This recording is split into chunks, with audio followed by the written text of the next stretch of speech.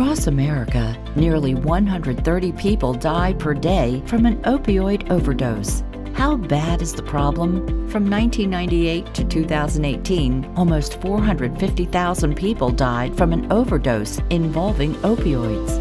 Unfortunately, the problem isn't getting better, it's getting worse. In 2019, the Centers for Disease Control reported that a record 71,000 people died from drug overdoses. And the pandemic is only exacerbating the issue. Record unemployment, isolation, and cuts to essential resources are some of the reasons recovering addicts have cited as factors in the reported rise in opioid use. As people with a certain kind of personality, they offered them treatments and solutions that was just accepting our incapability on dealing with them as human beings. So you give them alternative opiates and you call this a treatment. You make a chemical lobotomy when you give methadone, Subutex, Suboxone, and you tell them you are being treated. So the families that they are already desperate and they don't know what to do, they try everything and they have to trust whatever the professionals are telling them. You know, they feel that they are, okay, I'm treating my son. I mean, he lives like a zombie, he lives like a robot, but he has no feelings, no anything, but it doesn't matter. In its wake, opioid addiction leaves countless victims and devastated families. To blame those suffering from opioid dependency is wrong. It's a lesson that Dr. Andre Weissman is teaching the world through his work.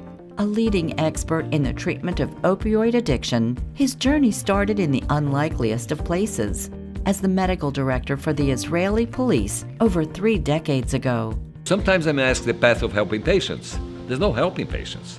A physician should never help a patient. That's our professional. That's what we vow to use science to benefit and to optimize the life of human beings.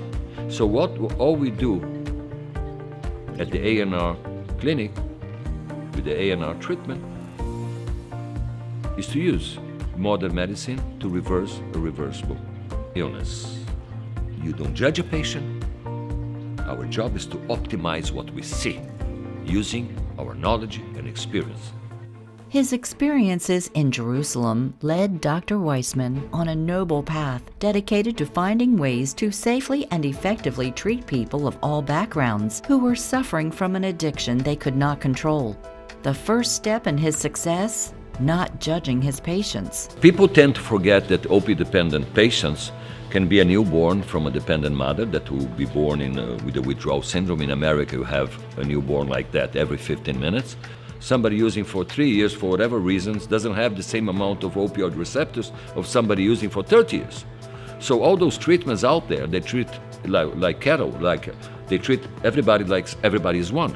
This is just an example.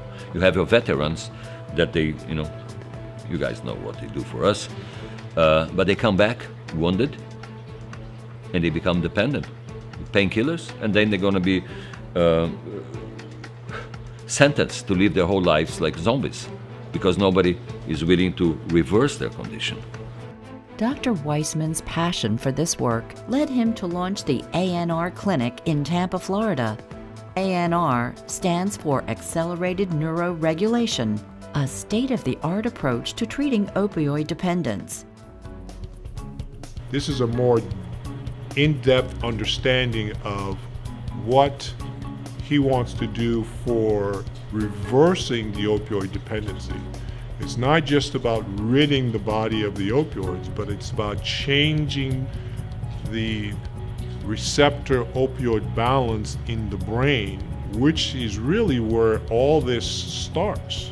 We believe the less you use, or the theory of use and disuse, just like with muscles, they atrophy, they involute, they become inconsequential, irrelevant in this process. So that's the process that we entertain, that's the process that we define, and that's where we get ANR. Since the clinic's inception, ANR has treated over 24,000 patients. Whereas other methods have failed, ANR has succeeded. Why? It focuses on the biological root of opioid dependency. ANR stands for Accelerated Neuroregulation. Neuroregulation or neurostabilization or neuromodulation is a therapeutic goal, is what we want to achieve.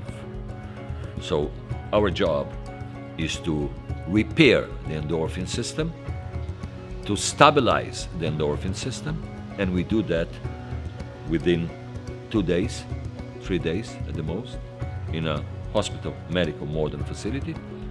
And then what will be left to the patient is to optimize the system. So it is what it is.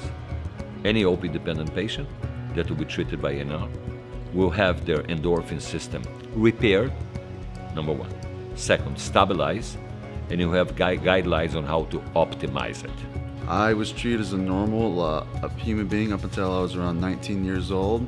I got addicted into the drug scene, and next thing you know, I got involved into the criminal justice system, spent years in and out of jails and institutions, and I've been to 17 rehabs.